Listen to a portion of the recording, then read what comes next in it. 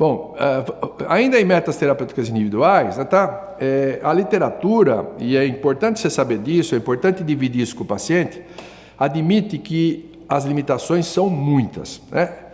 E elas estão ligadas, né, tá? ao desenvolvimento, ao método, à maneira de crescer desses pacientes, né, tá?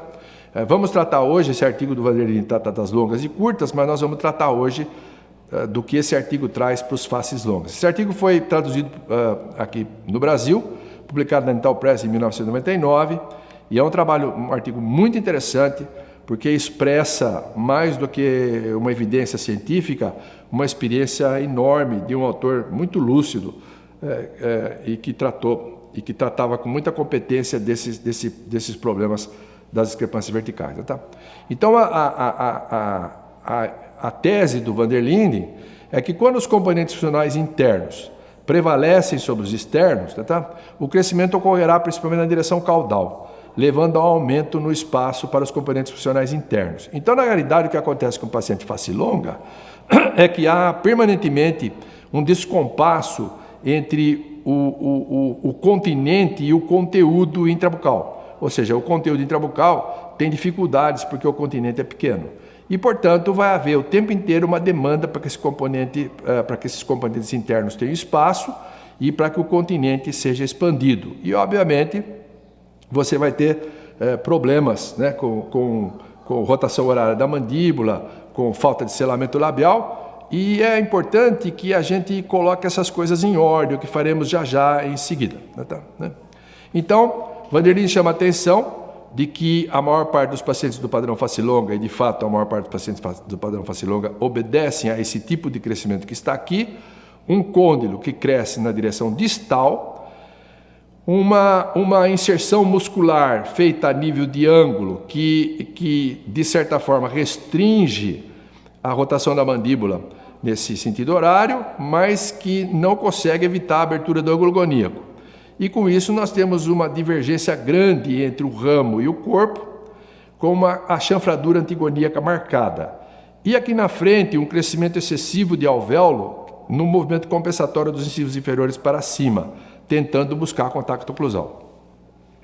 Obviamente, isso é um contexto de crescimento absolutamente diferente daquele do padrão 1, onde nós temos as partes equilibradas e onde nós temos equivalência de crescimento. É óbvio que aqui esse desequilíbrio morfológico entre as partes já repercute o crescimento desequilibrado que esse paciente conseguiu, foi o único que ele conseguiu fazer até agora. Né? Tá? Então, acho que é fácil, adoro essas duas imagens, principalmente comparadas, para que a gente possa entender que os nossos problemas nesses pacientes não é a classe molar, o nosso problema nesses pacientes é exatamente o crescimento que eles fazem, nesse caso aqui, o crescimento distal de côndilo. Tá? Né?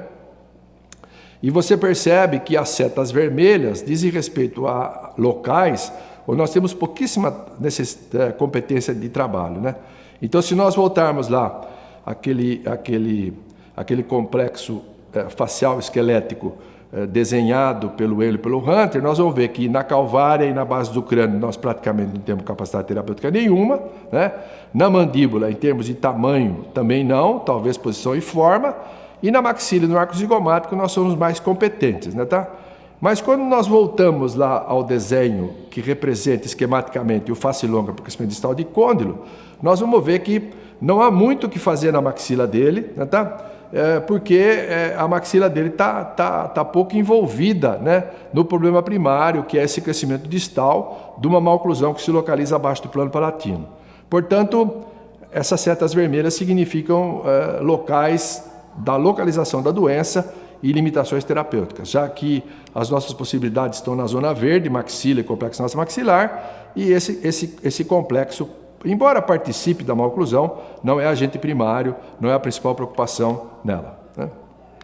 Então, o prognóstico não é bom. Né, tá? Nós vamos ter sérias limitações ao tratar esses pacientes para controlar esse crescimento em direção caudal, ou seja, o crescimento distal de côndilo rodando a mandíbula no sentido horário e criando esse descompasso entre os fatores funcionais externos e internos, criando processos adaptativos e limitações que acabam envolvendo o crescimento. Né?